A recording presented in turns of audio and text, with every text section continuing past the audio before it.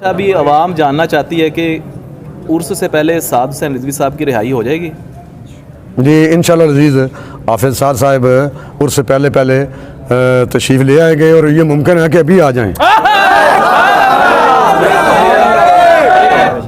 तो चूँकि हाफिज़ साद साहब अरसा दराज से चूँकि जेल में हैं तो अब पूरी उम्र के दिल धड़क रहे हैं कि हम उनको बाहर देखें। अच्छा, कुछ बातें सोशल मीडिया पे गर्दिश कर रही हैं कि जी कुछ लोग कहते हैं कि साद रिजवी साहब जिस वक्त जेल में हैं उन्होंने खुद कहा कि जब तक फ्रांसीसी सफ़ीर का मामला असम्बली में नहीं जाएगा, अब तो वो जो असम्बली में चला गया तो उन्होंने खुद कहा कि मैं तब तक रिहा नहीं होऊंगा जब तक फ्रांसीसी सफ़ीर का मामला हल नहीं हो जाता। क्या इसमें कोई सदाकत है? ये जो सोशल मीडिया पे गर्दिश कर रही हैं खबरें। देखो, फ्रांसीसी सफ़ीर का जो मामला है वो उसके लिए तो एक बात तय हो गई थी जी अमीर मुजाहिदीन की ज़ारी हयात मुबारक में कि वो इस तरह आप असम्बली में ले जाएंगे, इस तरह फिर उस पर जो तरीक़ाकार है, जो प्रोसेस है, उसके तहत फिर कमेटी तश्कील दी जाएगी और फिर वो फैसला होगा।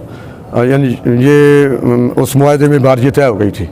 और जहाँ तक हाफिज़ साहब का ताल्लुक़ है, हाफिज़ साहब ने बरमला कहा है सारे दोस्त अहबाब की मौजूदगी में कि हमारा अपनी रिहाई के साथ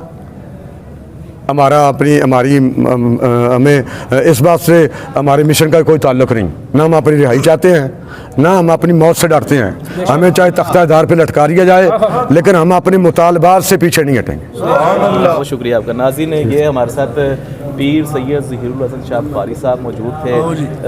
लाहौर से लेके वज़ीराबाद तक के जितने तमाम तर हालात थे उससे आपको आगाह किया।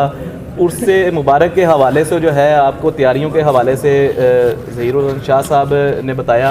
और इसके अलावा जो है मज़ीद अपडेट्स आती रहेंगी, इंशाल्लाह आपको आगाह करते रहेंगे। मज़ीद अपडेट्स हासिल करने के लिए हमारा यूट्यूब चैनल सब्सक्राइब कर दीजिएगा। मिलते हैं अगली वीडियो में, तब तक के लिए अल्लाह हाफ़िज़।